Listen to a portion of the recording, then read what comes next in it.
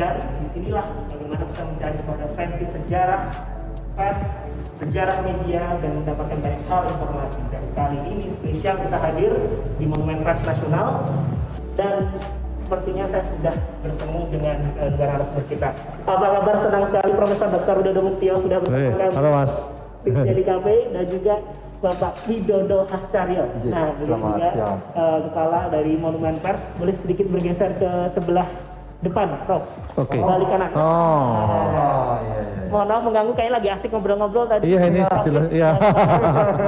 Terus sekali berbicara soal Monumen Pers, kalau kita melihat bagaimana perjalanannya Profit sampai hari ini, Profit tidak asing dengan tempat ini. Iya. Bahkan dari, ya katakanlah sebelum revitalisasi, sebelum tempat ini semegah ini katakanlah. Boleh sedikit cerita Profit, bagaimana Profit menilai perjalanan Monumen Pers dari pertama kali Profit mengetahui ada ini dan sampai sekarang? Iya, karena saya ini dulu kan belajar di komunikasi ya, dan ada pelajaran cetak-mencetak grafika gitu. Dan di Solo ini ternyata ada satu tempat yang akhirnya mengumpulkan berbagai alat-alat di dalam cetak-mencetak. Ini misalkan ini. Jadi kalau dulu kan namanya Gutenberg gitu ya. Nah, mesin Gutenberg untuk press itu. Nah, sekarang kita pemerintah membuat ini, dan ini sudah panjang sekali, nanti Pak Hascaryo ini akan menyampaikan. Tapi poinnya adalah kita dari sisi Kominfo ini menjadi satu kegiatan unit di informasi dan komunikasi publik.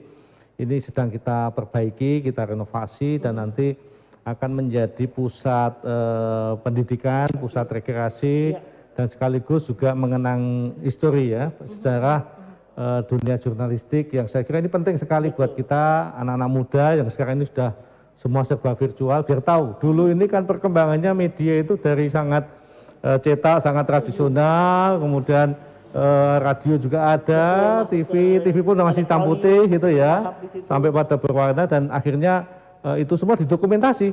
Dan ini yang menjadi pembelajaran supaya masyarakat, anak-anak muda terutama bisa datang ke sini dan mengetahui, oh ternyata ada satu catatan sejarah yang itu harus dikenal oleh publik. Pak Has, sebetulnya apa saja bisa kita dapatkan di Monumen Pers Nasional ini? Jadi begini Mas Ando, boleh saya tambahkan Pak? Iya, silakan. Kami ini UPT, Monumen Pers Nasional Surakarta merupakan UPT dari Direktorat Jenderal Informasi dan Komunikasi Publik. Kebetulan beliau hadir di sini juga, Pak Dirjen IKP, di bawah Kementerian Komunikasi dan Informatika, itu mengurusi benda-benda, fungsinya adalah mengurusi benda-benda dan menyimpan sejarah, dan khususnya terkait tentang benda-benda pers. Jadi bangunannya ini sendiri itu merupakan bangunan Society Kenegaraan yang berdiri sejak 1918. Bangunannya sejarah 1918. Kemudian seiring perkembangan zaman, pada tahun 1971 pada ulang tahun ke-25 PBI diusulkanlah untuk membangun namanya museum dan monumen pers berskala nasional. Jadi monumen pers itu menyimpan benda-benda termasuk juga khususnya benda-benda cetak, karena kita menyimpan koleksi koran-koran dari tahun 1800 tertua sampai sekarang dan digitalkan. Jadi nanti kedepannya kita akan mendigitalkan seluruh koran-koran itu, walaupun sekarang masih tetap berlangsung, untuk bisa digitalkan dan akan dinikmati secara online. Ya, itu yang pertama. Yang kedua, di era Pak Dirjen ini, Pak Dirjen mencanangkan untuk bisa merevitalisasi monumen pers. Tahun lalu sudah diresmikan oleh Pak Dirjen dengan tagline tagar beliau dari Monumen Pers Reborn. Jadi Monumen Pers Reborn itu adalah terlahir kembali dengan tata kamar, tata ini semua berbau IT. Untuk pelayanan di Monumen Pers itu ada 4, yaitu pelayanan papan baca di depan. Kalau itu masih legend, karena dari zaman dahulu sampai sekarang korannya ditempel, tiap pagi banyak yang membaca masyarakat. Tapi malah masyarakat kelas bawah membaca semua ya, Betul, di situ ya. Masyarakat kelas bawah. Setiap pagi ya. Itu koran dinding itu ya, di situ ya. Koran dinding. Kemudian ada e-paper, jadi koran-koran yang sudah digitalkan bisa baca untuk riset, untuk skripsi mahasiswa. Kemudian ada perpustakaan, dan seperti yang Pak Dirjen sampaikan tadi adalah edutainment Pak. Jadi edutainment. edukasi dan Entertainment. Jadi Hiburan. itu untuk anak-anak, untuk masyarakat itu sangat mengena karena banyak yang layanan digital semua dan ada touchscreen-nya. Jadi kita bisa mempelajari produk-produk pers itu sendiri dengan sentuhan digital. Jadi kan lebih interaktif. Kalau untuk lebih jelasnya itu ada displaynya untuk bisa dibaca, untuk bisa ini untuk yang augmented reality-nya dari sini. Ini siaran sampingnya kandang kambing itu ya. Dari Belanda, Pak. Disebutkan dari Belanda. Jadi sebetulnya kan negara Indonesia ini menyatakan kemerdekaan itu kan juga salah satunya berkat para pejuang media, pers. Dulu namanya pers perjuangan ya. Jadi bagaimana kita membangun opini, membangun konsolidasi, radio waktu itu sangat kuat ya untuk bisa menjadi konsolidasi pemuda-pemuda pejuang waktu itu, dan akhirnya memang kita semua memahami media waktu itu radio, cetak ini bagian dari pilar untuk menyatakan Indonesia bisa merdeka. Terus kemudian ditayangkan kan kemana-mana di seluruh dunia. Dan jadi pilar, makanya kalau di dalam demokrasi itu kan pilar demokrasi itu tidak hanya eksekutif, legislatif, yudikatif, tapi apa? Pers, media. Pilar keempat. Jadi ini memang kita mempunyai saham kontribusi membangun Indonesia ini menjadi merdeka, sekaligus sekarang ini mengawal kemerdekaan itu, sehingga pada saat sudah ada transformasi ke digital, kita harapkan adik-adik penerus perjuangan ini ya, yang muda-muda ini bisa meneruskan riwayat, dan itu semua ada di sini, bisa dilihat, bisa dibaca gitu ya. Dan pendekatannya sudah tidak pendekatan fisik lagi, pendekatannya juga dengan virtual. Jadi augmented reality. Jadi ini yang saya kira penting untuk teman-teman yang sedang belajar atau yang suka dengan komunikasi media, itu silakan. Sebelumnya saya sampaikan bahwa kita masih revitalisasi tahap pertama, kemudian kita sedang melanjutkan revitalisasi tahap kedua, sudah persetujuan Pak Dirjen juga. Jadi kedepannya tahun 2021 target kita adalah mengembangkan monumen pers itu sebagai tempat, jadi sejarah layaknya bangsa Indonesia tidak terlepas dari perjuangan pers di Indonesia. Oleh sebab itu untuk mempelajari benda-benda pers itu, datangi, pelajari dan pahami artefak-artefak komunikasi yang ada di monumen pers ini.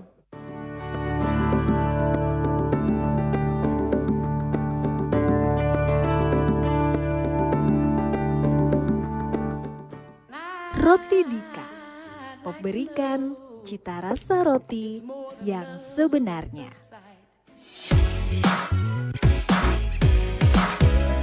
Yang terkenal tetap Dika. Tetap Dika.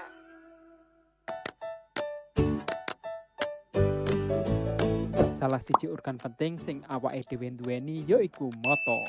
Nanging neng jaman saiki akeh barang-barang sing ganggu kesehatan moto, kayata gadget lan laptop. Nah, mula kuwi saiki Mas Matet arep ngei tip jaga kesehatan moto. Sing kepisan, jogonen jarak pandangmu pas nganggo laptop utawa smartphone.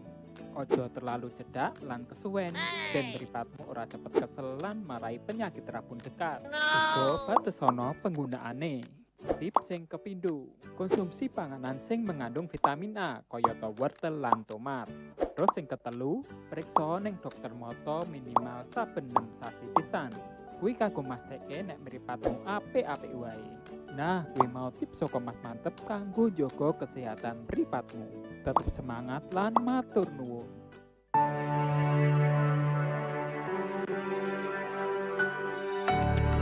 Kehidupan masyarakat semakin maju, diiringi dengan tingkat kemajuan teknologi, tentunya membuat mereka menuntut untuk mendapatkan informasi yang mereka butuhkan secara tepat dan cepat. Oleh karena itu, media dewasa ini dituntut untuk dapat memberikan kebutuhan akan informasi tersebut kepada masyarakat. TA Media Group hadir dengan nuansa baru untuk menjawab kegelisahan akan punahnya budaya bangsa serta menjadi payung bagi eksistensi televisi lokal swasta, mampu membaca dan mengkomunikasikan kearifan dan kebutuhan masyarakat lokal.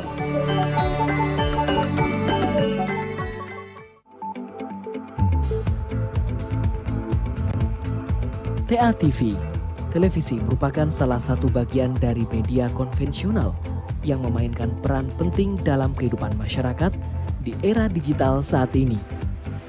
Secara umum, terdapat karakteristik dari sistem penyiaran publik, yakni ditandai dengan rasa tanggung jawab terhadap budaya dan akuntabilitas sosial. Independensi informasi menyediakan keberagaman program, dapat menjangkau minoritas dan mendidik masyarakat melalui informasi. TA TV semakin memperbesar ruang untuk siaran muatan lokal dan menjadi barometer bagi lembaga penyiaran.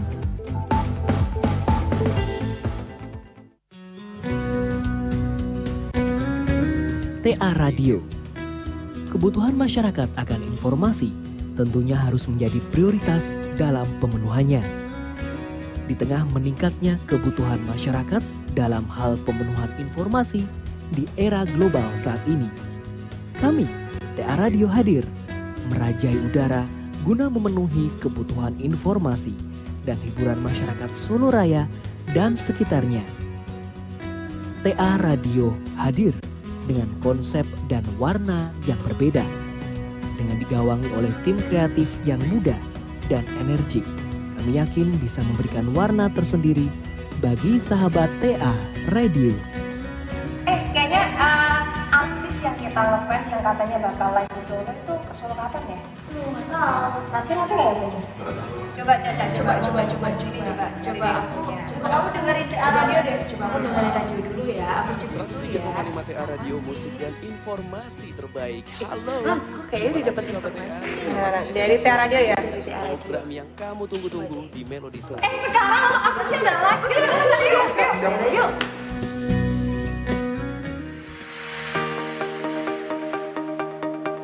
Solo Trust. Kecepatan informasi tidak dapat dibendung lagi. Kebutuhan informasi tidak dapat ditawar lagi. Beragam informasi Solo Raya, nasional politik, pemerintahan, pendidikan, gaya hidup, dan lowongan kerja ada di solotrust.com. Solotrust.com hadir untuk menjawab informasi. Solotrust.com, portal berita Solo Raya.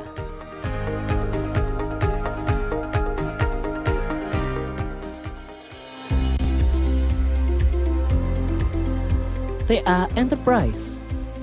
Hadirnya TA Enterprise merupakan jawaban atas tingginya permintaan event berkualitas bagi kalangan pebisnis seiring dengan semakin berkembangnya ekonomi.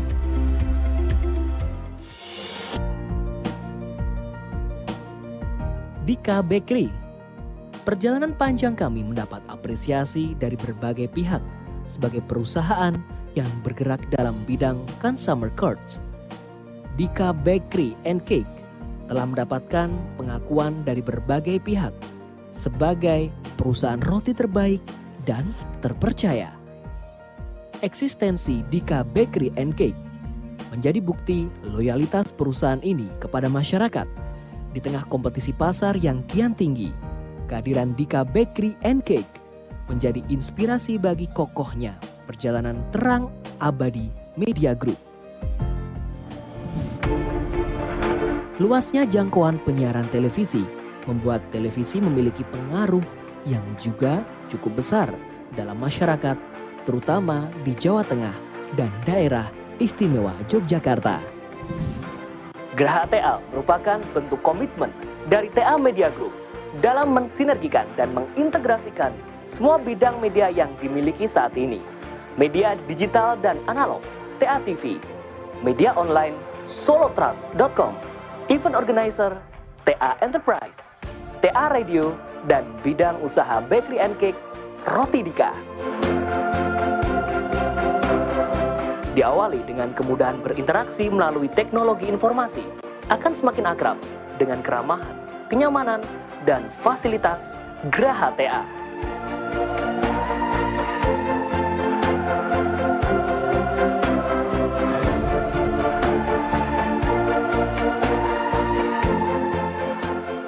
Akhirnya, impian, cita-cita, dan visi Anda akan menyatu dalam sebuah karya dengan sentuhan profesional, pemikiran yang kreatif, dan bernafaskan kearifan lokal yang adiluhung. Bersama kami, TA Media Group.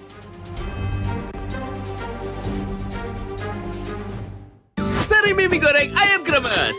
Makin nyapres, makin gurih.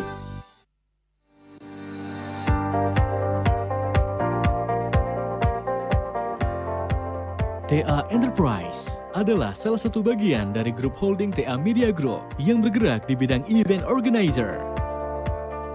Lebih dari 10 tahun, TA Enterprise telah memberikan sajian dalam bentuk event kecil hingga event besar. TA Enterprise juga dilengkapi dengan fasilitas sarana dan prasarana, serta sumber daya manusia yang profesional dalam menangani berbagai macam event lokal maupun nasional, seperti EBA 2017, Pesta Rakyat, Food Festival Roti Dika. Selain acara besar tersebut, TA Enterprise juga menangani beberapa event lain seperti Taro Camp Ranger, Grand Final Tini Winnie BT 2017, Forum Diskusi Kominfo, Wayangan bersama MPR, dan masih banyak lagi. Percayakan event Anda bersama kami. Untuk informasi lebih lanjut, hubungi di nomor telepon 0271 852 643.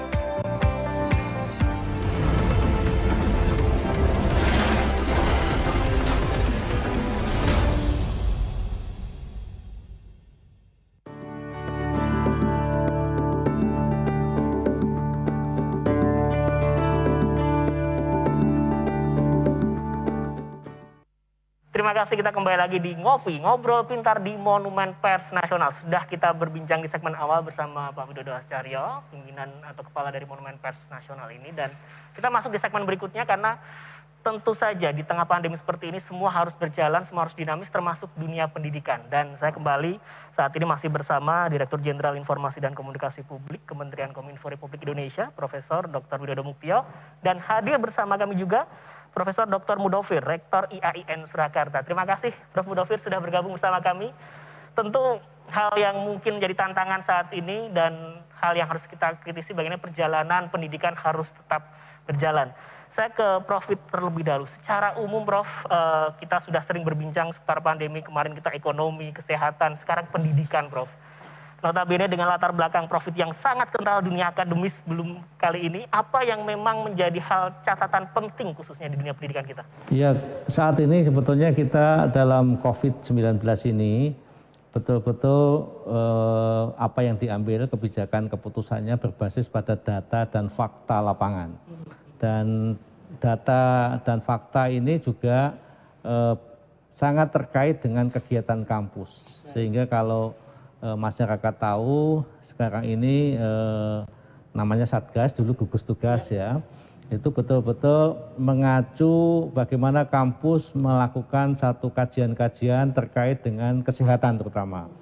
Karena kita berada pada situasi mencari bentuk vaksin yang seperti apa, kemudian mencari solusi-solusi kebijakan ekonomi yang seperti apa, dan model-model menggerakkan kegiatan sosial supaya kita tidak kemudian stres dan lain sebagainya. Jadi memang semua yang kita lakukan di era COVID ini basisnya di samping kita punya tim di gugus tugas, sekarang namanya komite ya, Satgas, itu basisnya selalu basis saintifik, ilmiah. Sehingga saya kira ngopi kita kali ini sangat relevan ya. Ada Pak Rektor dari IAIN Surakarta yang nanti akan juga memberikan pandangan-pandangan.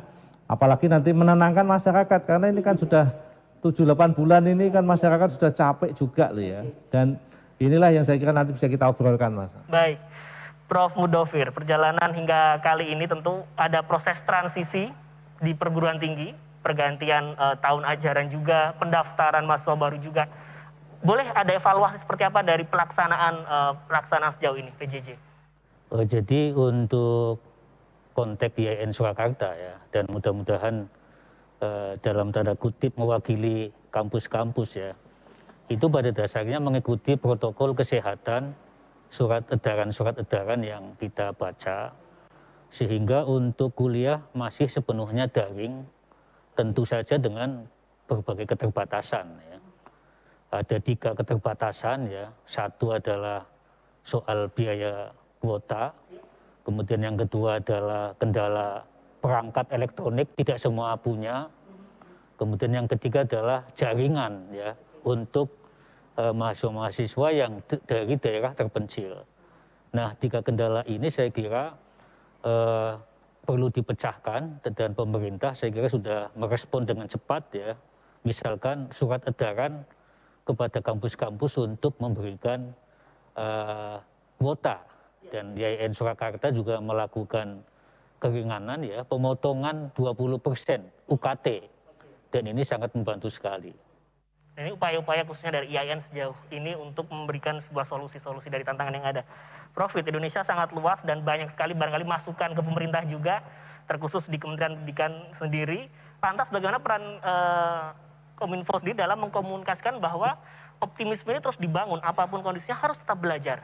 Ya, saya di masa COVID ini betul-betul juga sering ketemu dengan kampus, meskipun lewat webinar ya, lewat tidak langsung. Dan ada satu hal penting, karena kalau kami di komunikasi publik ini kan pesannya itu diantaranya adalah optimisme dan selalu berpikir positif.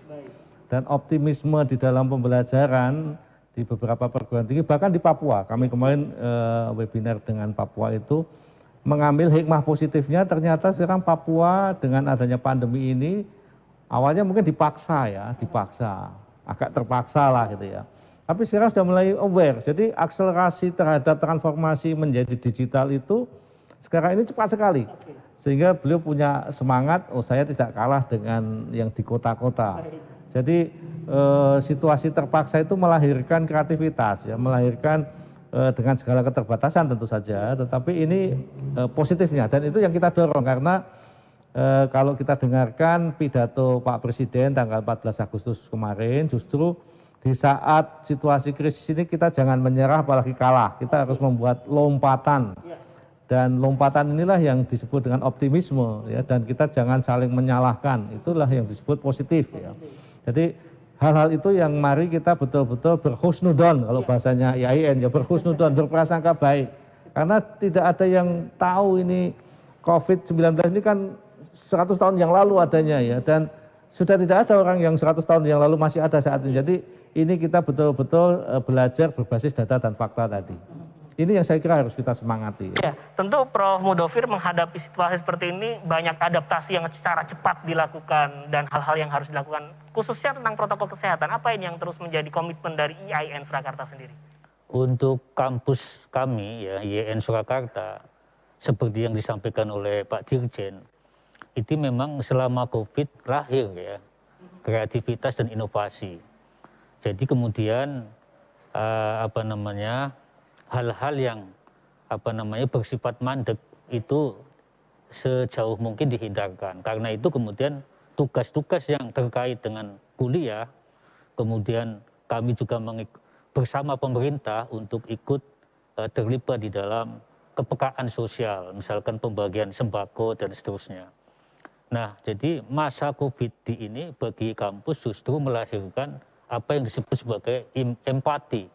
Kemudian yang kedua, melahirkan kebersamaan bahwa krisis ini adalah krisis global dan semua bangsa tidak siap untuk menghadapi ini. Nah, kita menyadarkan bahwa kita bukan menjadi bagian dari pembuat masalah, tetapi juga bagian dari solusi. Ini yang kita kembangkan di kampus-kampus melalui konten-konten di media sosial. Baik, tapi khas dari generasi muda atau darah muda mahasiswa itu kan kritis, Prof. Apakah juga itu ditemui juga di IAIN sehingga meskipun ada yang mengkritisi tapi tetap bisa memberikan satu arahan yang sinergi juga antara pihak kampus maupun dengan mahasiswa? Apa yang dilakukan sejauh ini? Tentu saja memang selama COVID mahasiswa mungkin bagian dari krisis ya, itu menuntut supaya segera dicairkan ya bantuan kuota. Kemudian kedua menuntut pemotongan 50% UKT dan lain-lain. Nah, saya pernah menyampaikan kepada Menko Polhukam waktu itu kita ada webinar itu bahwa jangan sampai krisis-krisis ini ya kemudian berpindah kepada krisis kepercayaan kepada pemerintah.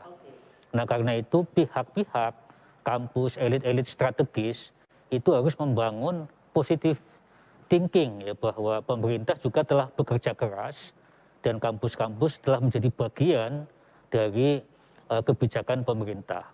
Dan ini yang mestinya harus dilakukan tanpa pada saat sama kemudian membatasi kritisisme dari mahasiswa.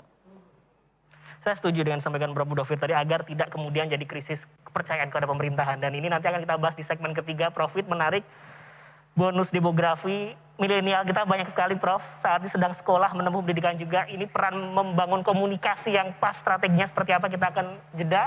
Kita akan temukan jawabannya setelah yang satu ini. Tetaplah bersama kami di Ngobrol Pintar bersama Monumen Pers Nasional. Jangan kemana-mana.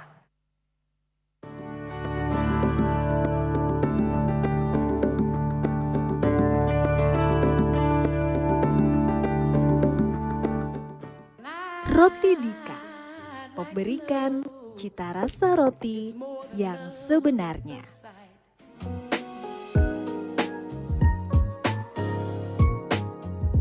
Yang terkenal. Yang terkenal tetap Dika. Yang terkenal tetap Dika. Duwe awak sing berat badane iso proporsional kuwi mesti dadi kepinginane saben wong. Apa maneh kanggo wong sing awake subur alias lemu. Nah, mulane kuwi saiki Mas Mantep arep nyai tip diet ala Mas Mantep. Tip sing pertama, yen kowe kulino mangan panganan sing akeh mengandung lemak utawa ngombe minuman sing akeh kalorine, mulai saiki coba kurang ngono.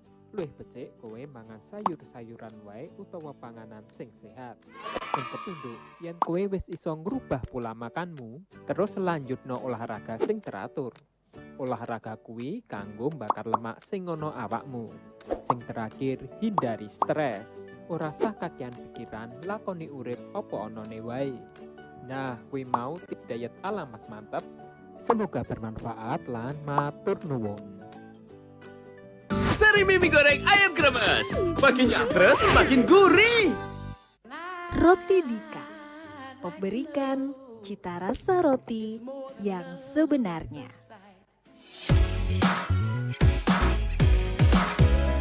Yang terkenal Yang terkenal. tetap Dika. Yang terkenal. Tetap Dika. Tetap Dika.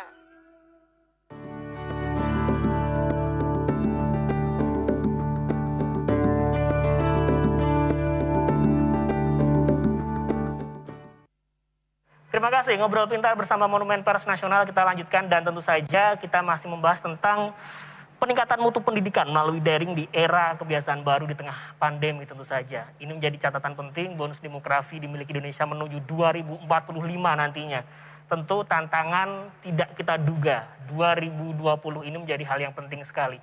Profit, banyak generasi milenial saat ini, kita punya goals di 2045 nanti, tapi ada sebuah tantangan yang harus dihadapi. Apa strategi komunikasi yang tepat agar kita bisa line in dengan kondisi dan tetap bisa menuju ke goals kita? Ya, terkait dengan dunia pendidikan, sekarang ini memang ada satu profesi lapangan kerja baru di tengah era transformasi digital.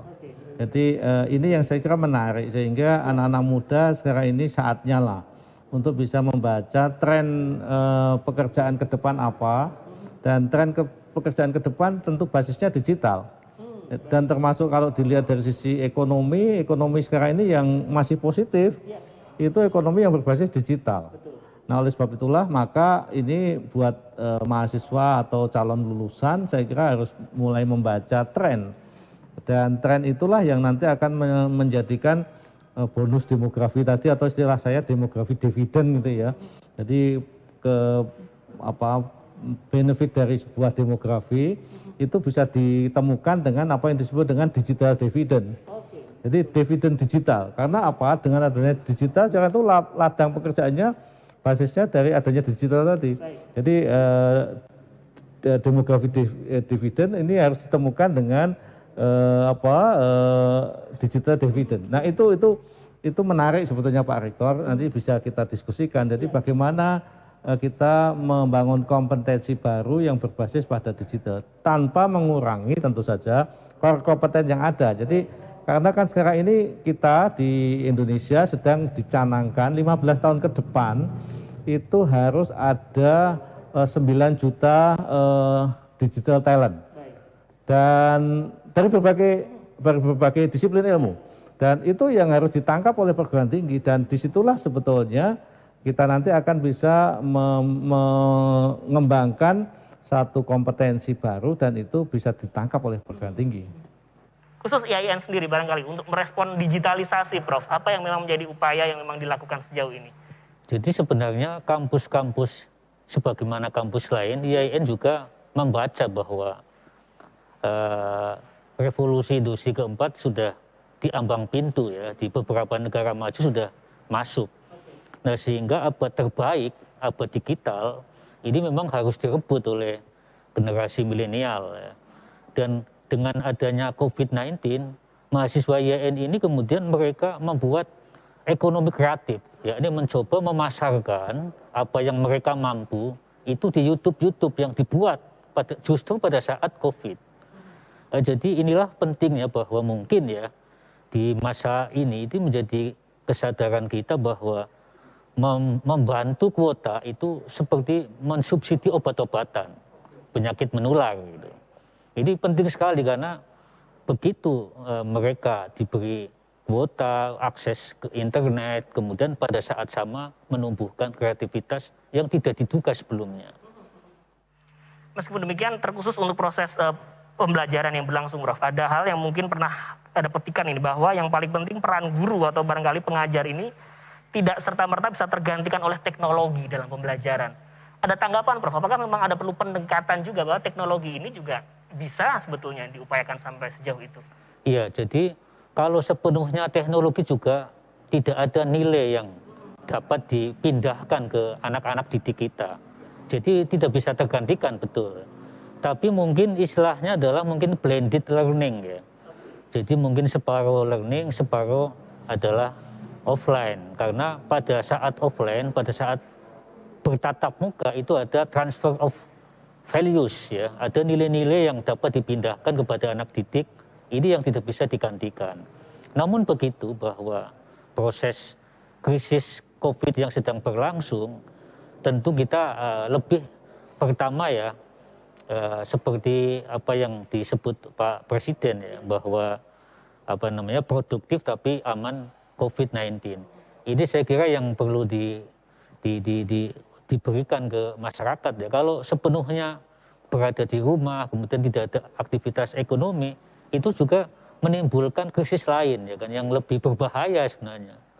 Misalkan ketidakpercayaan kepada pemerintah ya, kemudian kedua menimbulkan social unrest ya, kerusuhan sosial di tingkat, kemudian meningkatnya kriminalitas karena akses ekonomi tidak terbuka untuk mereka. Dan inilah kemudian kepekaan sosial sejak Maret ya, yang dibangun oleh lembaga-lembaga pemerintah, membagi sembako, kemudian membuat pendampingan ya lewat webinar. Kalau kami ada LP2M ya, Lembaga Pengabdian dan Masyarakat ya, pendidikan masyarakat itu berfungsi untuk itu. Kami tugasi untuk menjadi tangan panjang kebijakan pemerintah untuk menenangkan, berpikir positif. Baik, saya kembali ke Prof. Prof, respon dari Kemendikbud di pendidikan dasar sampai atas katakanlah ada kurikulum darurat dibuat di situ.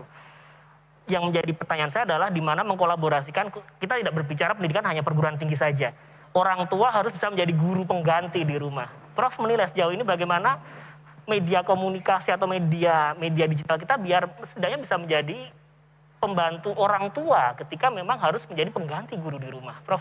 Memang kalau saya coba memahami dalam dunia pendidikan ya, sekarang ini ada terminologi baru, learn how to learn. Kalau selama ini kan yang kita lihat kan learn how to be, how to do, how to live together gitu ya. Nah sekarang ini ada satu pendekatan ya learn tapi how to learn, karena apa? Memang kondisi lingkungan memaksa kita harus membuat model pembelajaran yang harus lewat virtual. Kalau tadi kan misalkan ada blended, kemudian ada yang offline juga gitu ya. Nah ini yang saya kira menjadi catatan penting buat kampus tentu saja. Dan pemerintah sekarang ini sebetulnya kalau di Kominfo beberapa waktu yang lalu sudah dengan Opsel, operator seluler itu membuat potongan-potongan harga kuota. Jadi kalau dikalkulasi, kebetulan kami mengkonsolidasi itu, dari berbagai operator seluler itu angkanya banyak sekali. per bulan itu 1,9 T yang diberikan kepada konsumen supaya konsumen harga pulsanya itu tidak normal seperti dulu sebelum COVID. Dan nilainya cukup banyak, jadi 1,9 T per bulan untuk diberikan pada masyarakat. Memang wujudnya ada yang memang gratis, ada yang diskon, ada yang macam-macam kan. Sehingga pada saat COVID ini kita sering di handphone kita itu ada SMS atau ada pesan ini harganya hanya gini. Itu bagian dari itu bagian dari kegiatan yang diberikan kerjasama Kominfo dengan operator seluler. Nah kemudian Kemendikbud dulu BOS ya, kalau yang di desa BOS. Nah sekarang ini sampai pada bagaimana pulsa itu diberikan pada siswa, mahasiswa, dosen ya. Dan itu bagian yang kepedulian kita. Jadi negara hadir ini sejak awal betul-betul kita serius. Ya serius. Jadi kenapa ini menyangkut kepercayaan. Jadi negara hadir, uangnya sebanyak mungkin diberikan, bahkan minggu-minggu ini kita ini betul-betul menggelontorkan untuk hibah kepada mikro ya, UMKM mikro supaya apa? Supaya usaha kita ini betul-betul segera bangkit. Dan ini bagian dari yang tadi dikhawatirkan Pak Rektor bahwa memang negara ini sungguh-sungguh. Makanya masyarakat juga harus sungguh-sungguh karena musuh COVID ini tidak bisa hanya dihadapi oleh pemerintah. Ini yang menghadapi ya masyarakat ini. Kalau abai gitu, waduh ini tumbuh terus gini kan repot ini ya. Nah inilah bagian penting yang saya kira berkolaborasi di tengah situasi COVID ini. Jangan malah kebalik nanti kalau di dunia pendidikan. Jangan ada losses in learning. Jadi kehilangan dari proses pembelajaran karena COVID. Atau kalau bahasa kami stunting in learning. Ya, jadi kekerdilan generasi COVID ini terhadap kualitas pembelajaran. Ini yang saya kira membutuhkan satu situasi penting untuk kita semuanya agar supaya masyarakat, dunia kampus, kita semua ini membangun optimisme tetapi juga bergerak secara kreatif, inovatif di berbagai lini kehidupan. Baik, kita masih punya satu segmen terakhir, Prof. Budofir, bagaimana untuk konkretnya mutu ini betul-betul tetap terjaga dan perlu harus ditingkatkan di tengah COVID. Kita akan jeda dan jangan kemana-mana.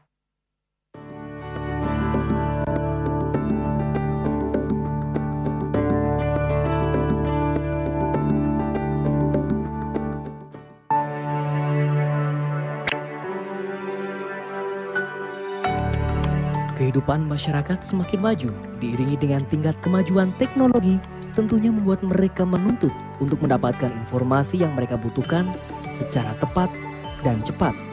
Oleh karena itu, media dewasa ini dituntut untuk dapat memberikan kebutuhan akan informasi tersebut kepada masyarakat. TA Media Group hadir dengan nuansa baru untuk menjawab kegelisahan akan punahnya budaya bangsa serta menjadi payung bagi eksistensi televisi lokal swasta, mampu membaca dan mengkomunikasikan kearifan dan kebutuhan masyarakat lokal.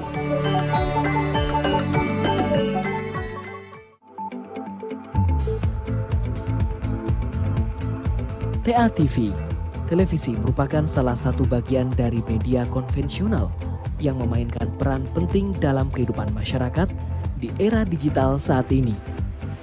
Secara umum, terdapat karakteristik dari sistem penyiaran publik, yakni ditandai dengan rasa tanggung jawab terhadap budaya dan akuntabilitas sosial. Independensi informasi menyediakan keberagaman program, dapat menjangkau minoritas dan mendidik masyarakat melalui informasi. TA TV semakin memperbesar ruang untuk siaran muatan lokal dan menjadi barometer bagi lembaga penyiaran.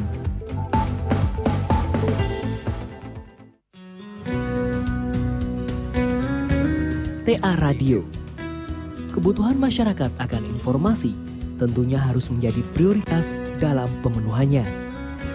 Di tengah meningkatnya kebutuhan masyarakat dalam hal pemenuhan informasi di era global saat ini, kami, TA Radio hadir merajai udara guna memenuhi kebutuhan informasi dan hiburan masyarakat Solo Raya dan sekitarnya. TA Radio hadir dengan konsep dan warna yang berbeda, dengan digawangi oleh tim kreatif yang muda dan energik. Kami yakin bisa memberikan warna tersendiri bagi sahabat TA Radio. Kayaknya artis yang kita kita ngefans yang katanya bakal live di Solo itu ke Solo kapan ya? Nggak tahu. Natsir nanti nggak ya ini? Coba Caca, coba ini coba kamu dengerin TA radio deh. Coba aku dengerin radio dulu ya. Aku cek dulu ya. 103,5 TA Radio, musik dan informasi terbaik. Halo. Oke, udah dapat informasi. Dari TA radio ya? Dari TA radio. Program yang kamu tunggu-tunggu di Melody Star. Sekarang apa sih udah lagi? Yuk.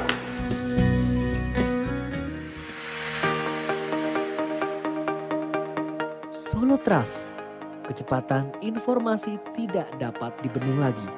Kebutuhan informasi tidak dapat ditawar lagi. Beragam informasi Solo Raya, nasional politik, pemerintahan, pendidikan, gaya hidup, dan lowongan kerja ada di solotrust.com. Solotrust.com hadir untuk menjawab informasi. Solotrust.com, portal berita Solo Raya.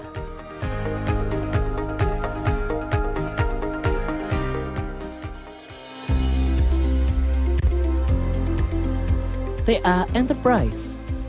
Hadirnya TA Enterprise merupakan jawaban atas tingginya permintaan event berkualitas bagi kalangan pebisnis seiring dengan semakin berkembangnya ekonomi.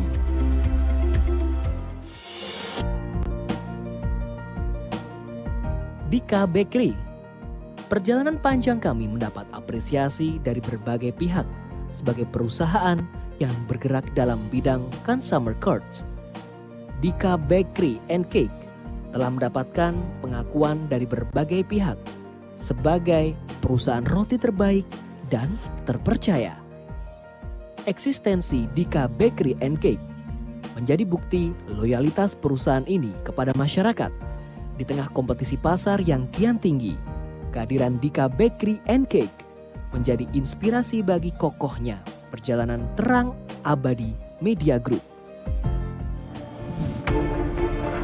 Luasnya jangkauan penyiaran televisi membuat televisi memiliki pengaruh yang juga cukup besar dalam masyarakat, terutama di Jawa Tengah dan daerah istimewa Yogyakarta. Geraha TA merupakan bentuk komitmen dari TA Media Group dalam mensinergikan dan mengintegrasikan semua bidang media yang dimiliki saat ini. Media digital dan analog, TA TV, media online, solotrust.com, event organizer, TA Enterprise, TA Radio, dan bidang usaha bakery and cake, Roti Dika. Diawali dengan kemudahan berinteraksi melalui teknologi informasi, akan semakin akrab dengan keramahan, kenyamanan, dan fasilitas Geraha TA.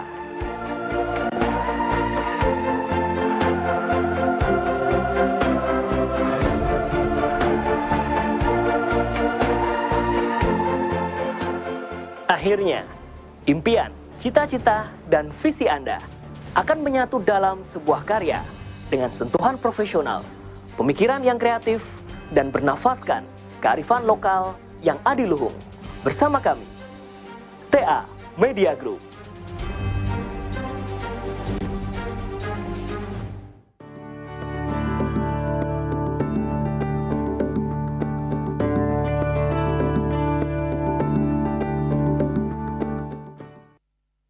Ngobrol Pintar bersama Monumen Pers Nasional masih kita lanjutkan, dan tentu saja ini menjadi poin penting di mana peningkatan mutu pendidikan di tengah kondisi yang serba baru termasuk dalam dunia pendidikan sendiri. Tentu hal yang harus digarisbawahi, upaya-upaya pemerintah pun senantiasa betul-betul sudah luar biasa bagaimana melobi, saya katakan demikian, 1,9 triliun tiap bulan ini betul-betul sebagai bentuk jaminan bagi para yang melakukan pembelajaran jarak jauh agar lebih mudah mendapatkan sarana tersebut. Prof. Mudofir, saya mengawali segmen terakhir ini untuk melihat bagaimana kompetensi tenaga pendidik dalam kampus, ada dosen di sana. Apakah memang dosen-dosen yang mungkin belum terbiasa untuk melaksanakan kegiatan dengan teknologi tertentu, ada yang harus masih beradaptasi atau bagaimana untuk kondisi sejauh ini di IAIN? Jadi kalau soal adaptasi itu biasanya 2 minggu pertama. 2 minggu pertama, jadi 1 bulan sudah selesai semua. Apalagi kami juga memberikan berbagai pelatihan, pembelajaran daring. Jadi ini tidak ada masalah. Kendalanya adalah bahwa mahasiswa itu menuntut supaya memakai metode yang paling ringan sedot pulsanya. Jadi seringkali betul yang dikhawatirkan learning loss ya.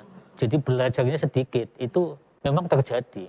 Sehingga terpaksa ya kita layani pakai WhatsApp, kadang-kadang pakai Google ya dan seterusnya. Jadi memang perlu disadari dan saya kira ini adalah melanda berbagai negara berkembang ya, bahwa kesiapan kita di bidang teknologi untuk pembelajaran daring belum sepenuhnya sempurna dan ini harus dikatakan sebagai suatu bahaya kalau tidak segera diambil tindakan cepat. Oke, khususnya di pendidikan tinggi sendiri apakah indikator pun harus merasionalisasi itu, Prof? Indikator pembelajaran hasilnya? Ya, memang untuk pembelajaran dalam pengertian kelaziman seperti biasa itu tidak terjadi dalam masa pandemi. Tentu ada pengurangan ya, ada downgrade. Ini kami akui ya. Misalkan itu tadi, ada yang tidak bisa ikut karena pulsanya habis. Jadi saya selaku dosen juga, itu ketika mengajar ada beberapa mahasiswa yang minta izin tidak bisa ikut karena tidak punya kuota. Nah ini kemudian sangat prihatin bahwa kemudian kami membuat keputusan pengurangan UKT 20%. Dan pada waktu itu memang para rektor ya, itu ketakutan bagaimana membuat subsidi kuota dan bagaimana pelaporannya. Karena harga setiap provider itu berbeda. Nah ini yang kemudian di wilayah forum rektor PTN dan PTKIN kemudian menemukan solusinya. Oke, baik Prof. Banyak prediksi yang barangkali berseliweran lah, saya katakan demikian. Belum tentu pasti benarnya bahwa sampai kapan ini berakhir, kapan vaksin ada. Lantas Prof, untuk kita betul-betul bisa lebih logik menghadapi sebuah kondisi dalam perspektif pendidikan, apa yang memang harus dilakukan tidak hanya dari institusi pendidikan, tidak hanya dari siswa atau mahasiswanya, tapi dari sisi orang tua, lingkungan, apa yang harus dilakukan Prof? Ya memang kalau yang namanya sekolah itu kan tidak hanya si siswa atau mahasiswanya yang terlibat, tetapi mesti keluarganya, apalagi di level pendidikan menengah ke bawah ya. Sehingga di dalam kegiatan ini yang kita sosialisasikan dengan daring ini, kalau yang di tingkat anak-anak itu ya orang tua harus bertanggung jawab. Makanya ada yang mengistilahkan gini, ini bukan belajar di rumah loh, tapi belajar dari rumah. Karena alat pembelajarannya itu kalau di rumah semuanya mungkin nggak ada, gitu loh. Apalagi di mahasiswa. Jadi dari rumah. Tapi tempat pembelajarannya tetap di kampus, ya, tetap di sekolahan. Jadi ini yang juga harus dimengertikan ke kita semuanya sehingga jangan sampai nanti orang tuanya malah jadi komplain ini. Kok jadi saya harus enggak menyiapkan alat seperti di labnya, nggak mungkin kan. Jadi pengertian pesan yang akan kita buat adalah belajar dari rumah, ya, bukan di rumah. Kalau di rumah itu kan berarti ekosistem infrastrukturnya harus ada. Nah adanya apa? Linknya tadi. Nah linknya saja tadi masalahnya saja ternyata macam-macam gitu ya, macam-macam. Dan inilah dari waktu ke waktu kita sekarang ini bahkan dengan Kemendikbud sudah konsolidasi sampai pada mahasiswa itu kan sekarang seluruh Indonesia. Kan susah kita mendeteksi, sampai kami kemarin memetakan. Jadi yang dulu kita kalau di Jogja mesti banyak mahasiswa, itu dulu. Sekarang ini sudah pada pulang. Ya pulangnya di mana? Ini kita petakan. Supaya apa? Di sana nanti jangan-jangan connecting internetnya masih kecil, belum 4G, atau bahkan belum ada connectingnya di desa sana. Nah ini pemetaan ini luar biasa.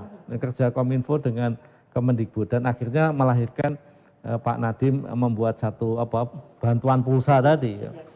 Nah ini dinamika ini betul-betul pemerintah ingin memikirkan agar supaya proses kehidupannya, pembelajarannya itu betul-betul optimal. Karena kita nggak ingin ada kehilangan pembelajaran ya, dan itu menjadi kekerdilan ya, stunting itu. Dan ini harus segera kita tebus nanti mungkin insya Allah lah tahun depan sudah mulai kita ada vaksin. Kemudian kita bisa belajar kembali semula, ini kita tebus, harus kita tebus. Dan itu saya nggak tahu nanti model kurikulum yang menebus kekurangan yang dulu virtual ini yang saya kira penting juga. Baik, untuk menutup Prof. Mudofir, apa harapan yang ingin disampaikan khususnya untuk mahasiswa pemerintah agar bisa bersinergi juga melalui institusi pendidikan? Ya, menurut saya ya, semua pihak harus menyadari bahwa bencana ini tidak kita harapkan ya, dan datang tiba-tiba di mana setiap pemerintahan bangsa tidak siap, termasuk kampus-kampus. Ya, sehingga dengan kesadaran total akan ini, kemudian kita melakukan yang terbaik sebisa kita lakukan pada saat itu. Dan yang terakhir adalah, ya semoga COVID ini segera turun ya, karena melihat berbagai kurva dan kasus baru ini, kita hampir sedang diuji kesabarannya, ya pemerintahnya, masyarakatnya, dan elit-elit politik, elit-elit pendidikan dan seterusnya.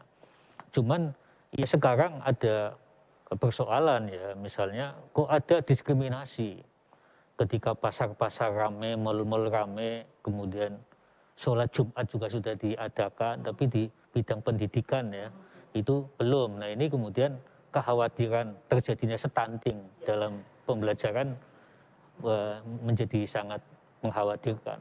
Baik, itu artinya bisa betul-betul memahami kondisi ini. Kita berdoa bersama cepat berakhir. Demikian. Profit, kalau dulu setiap jam 4 sore yang dinantikan bagaimana laporan Satgas untuk menyampaikan itu, tapi sekarang yang lebih dinantikan adalah pidato kenegaraan Presiden. Setiap update pasti ada hal baru yang ditunggu. Terakhir bagaimana soal ekonomi dan kesehatan. Ke depan Prof, apakah memang strategi pemerintah untuk bisa betul-betul lebih dekat dengan komunikasinya itu akan dilakukan? Ya, jadi sekarang ini perlu kami sampaikan, pendekatannya betul-betul ingin menyederhanakan pesan. Dan pesan minggu ini, mulai tanggal 7 September kemarin, adalah pesan menjaga jarak. Jadi mohon masyarakat sekarang ini betul-betul memahami pentingnya menjaga jarak, agar supaya droplet yang keluar dari orang yang OTG misalkan, itu enggak menular ke yang lain. Bulan yang lalu, awal Agustus sampai September awal kemarin, pasang masker, pakai masker, dan pakai masker yang benar, pakai masker sepanjang waktu kita di luar. Ya. Jadi ini yang juga betul-betul ingin kita harapkan, sehingga nanti masyarakat itu nggak usah mikir apa-apa lah, pokoknya pasang masker sekarang tambah dengan jarak. Dan itu konsisten, artinya jangan sampai, sekarang ini kan hobi olahraga mulai merebak ya, ini betul-betul karena apa ya, hobi, dia ya saya jaga jarak, ini misalkan sepeda lah, misalkan sepeda. Iya, tapi setelah itu kumpul lagi. Nah ini yang nggak jaga jarak. Jadi konsistensi menjaga jarak, kami sangat berharap betul masyarakat betul-betul disiplin. Karena apa? Sekali lagi, yang menjadi musuh dan yang punya senjata itu ya masyarakat itu. Kalau masyarakat nggak menembakkan musuhnya ke COVID, COVID makin tambah banyak, populasinya tambah banyak.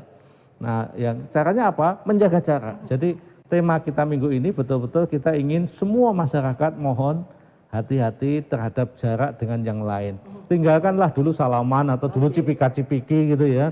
Itu tinggalkanlah. Kita selama ini belum ada vaksin, belum ada obatnya, kita memang ya prihatin. Tapi di balik itu kita ambil positifnya. Itu yang saya kira harus kita laksanakan di dalam minggu-minggu ini, dan kami sangat senang nanti kalau kampus juga menggelurakan, mahasiswa menggelurakan kegiatan ini. Karena kalau kampus itu kan trustnya lebih tinggi Pak, ya jadi nanti kalau yang ngomong Pak Rektor, Pak Wakil Rektor itu kan lebih dibandingkan yang ngomong pemerintah misalkan gitu ya. Nah, jadi ini kolaborasi pentaheliknya kampus, dunia akademik terhadap gerakan 3M ini, memakai masker, kemudian menjaga jarak dan mencuci tangan sesering mungkin, ini saya kira harus kita gelurakan oleh semua elemen. Desember atau masuk kami September 2020 ini juga menjadi momen katakanlah 1 tahun Profit mengawal IKP di Indonesia. Betul Pak. Ya. Ada satu dinamika atau kesan seperti apa Prof? Ya, saya tanggal 6 kemarin 1 tahun di IKP, dan luar biasa, terutama di 6 bulan terakhir ini kami harus menggelurakan. Awalnya kami mencanangkan tidak pakai libur. Tetapi kemarin saya harus ada libur karena di kantor kami harus.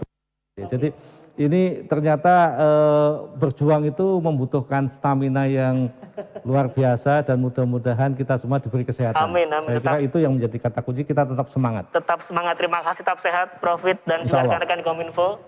Prof. Mudofir, terima kasih sekali atas waktunya, dan demikian perbincangan kami di Ngopi, Ngobrol Pintar bersama Monumen Pers Nasional, dan penting untuk bagaimana meningkatkan mutu pendidikan melalui daring di era kebiasaan baru adalah bagaimana sinergitas antara semua lembaga khususnya institusi pendidikan dan juga pemerintah ini harus betul-betul seimbang dan bisa akselerasi dengan cepat. Sekali lagi mudah-mudahan COVID segera berakhir dan tentu saja selalu jaga jarak, gunakan hand sanitizer, cuci tangan dengan bersih dan pakai masker saat bepergian. Kita putus penularan COVID-19. Sampai jumpa.